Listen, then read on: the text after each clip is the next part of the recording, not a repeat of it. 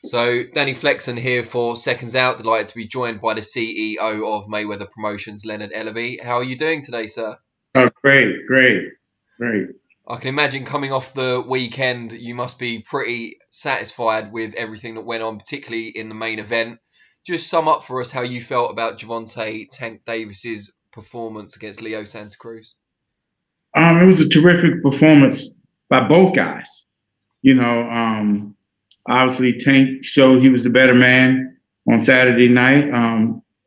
Props to Leo Santa Cruz and his entire team with their preparation. He fought a great fight.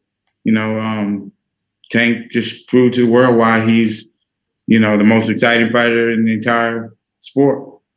I mean, the finishing punch, it's not the sort of thing you can. I mean, obviously he planned it, but it's not the sort of thing you can plan for, the sort of thing that goes viral and makes him an even bigger star than he already was. You must have been delighted. Most definitely. It's something that it's been in the making for quite some time, and he's continuing to get better and better each fight. And he's nowhere near where he's going to be, but he's continuing to just getting better and better each fight. And we're all very proud of the performance that he put in and where he's going. We've seen in recent years that, at least from our point of view, Floyd Mayweather seems to be more involved with Tank Davis in the gym rather than just as a promoter and a mentor. Has that helped develop Gervonta even more? Most definitely. I mean, who wouldn't want to have, you know, all-time great eyes on you, as far as helping guide you along with your development in and out the ring. So Floyd has done a phenomenal job with that, and he'll continue to do that. He also has an excellent head trainer in Calvin Ford, Sure. who done a phenomenal job with preparing him in camp. And these are the results that you get.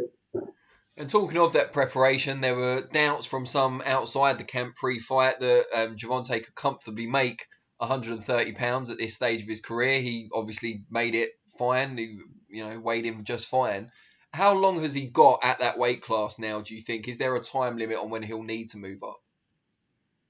Um, don't know. He can fight at either weight class depending upon the level of the fight. I mean, he's only looking to fight in big fights, and that's what it is. I mean, we want to continue to get the fans around the world the biggest fights that are possible. And what are, in your view, the biggest fights that are possible? Because I could name a checklist of super feathers and lightweights who we'd love to see Gervonta fight, but they're not all going to be on the same broadcaster or with the same promoters. Who are you guys looking at for next up? We're not looking at nobody right now. He's just coming off of a phenomenal win. We'll put our heads together, me, Al, and Floyd, and talk with Tank, and we'll determine that. And Stephen also. Sure. Also. Someone who's had a lot to say about Tank, certainly in the build up to this fight and previously, is Ryan Garcia. He's got a big fight of his own coming against Luke Campbell. But that just seems like an incredibly exciting fight. Two young, unbeaten guys, high profile. You've got the Oscar and Floyd. Ryan and Campbell. Yeah, that's a very Ryan and Gervonta. Ryan and Campbell was a very good fight. I think Ryan knocks him out, and I respect all fighters. Campbell's a very good fighter. I just think that, in my opinion, I think Ryan just clips him. And Ryan and Gervonta with that Oscar versus Floyd angle as well. That could be huge money. Sure. And you can pull the Oscar versus Floyd name out of anything, because fighters are fighting, not promoters. Sure. Has nothing to do. Ryan Garcia is a terrific fighter. He has a big fight in front of him. He's got to go take care of his business. I don't know who we're fighting next. Okay, and how much further do you think Gervonta can go? Is he a guy that can go through the weights? I mean, he's not the tallest in stature, but he has that power and that explosivity that should translate going up in weight class. I really, that's really a tough question, because again, his career is just kind of taking off now. We focus on what's in front of us, not looking down the road where he's going to end his career at. We have a lot of momentum and he's going to fight in the biggest fights possible for the most amount of money. That's going to happen. We don't know what's next for him necessarily, but what's next for you guys? When's the next big Mayweather promotion show, and who will feature on it? November 28th on Showtime. We got another one of our young rising stars, Richardson Hitchens.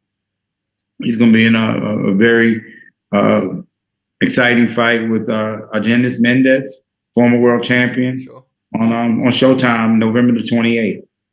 How important has that relationship been with Showtime? Not just generally, but during this kind of COVID-19 era when people are struggling for dates and so on.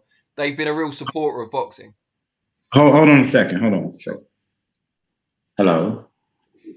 Hey, what up, champion? Sorry about that. I had to take that call. That was from Floyd. Ah, any exclusives for us? What did he have to say?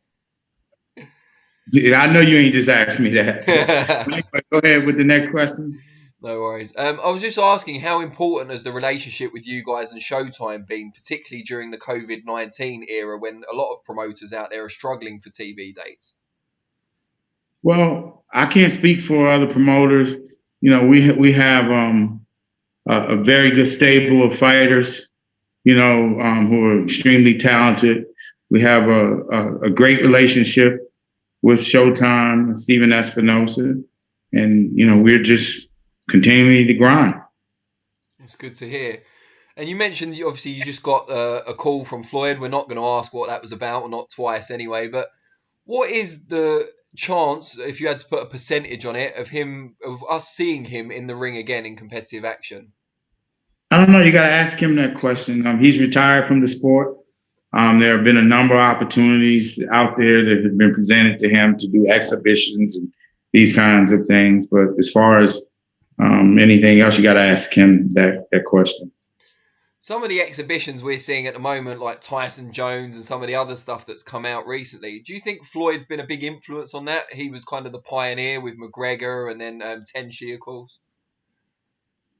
I don't know. I can't speak for any of the other guys. That's a good exhibition between Jones and Tyson. I'm gonna buy it. I like it. Let me ask you then, aside from your own fights that you've got coming up, which fight are you most looking forward to in boxing before the end of this year? Richardson Hitchens and Argenis Mendez. That's your fight. Then Errol Spence and Danny Garcia. I'm really looking forward to that fight as well. Yeah, that's an excellent fight, isn't it? Who do you favour in that one? Okay. Say that again. I said that's an excellent fight. It's a terrific fight. I'm close to both guys. It's a terrific fight. I'm very excited to see it.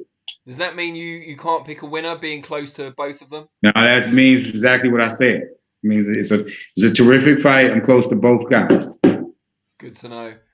All right, well, I'm going to let you go. I know there's a lot of demands on your time, but I really appreciate it. And tell Floyd we forgive him for interrupting our interview. He can do anything he wants. He's the champ. No problem. Okay. All right. Have a good one, Danny. And you, Leonard. Take care. Thank you. All right. Bye-bye.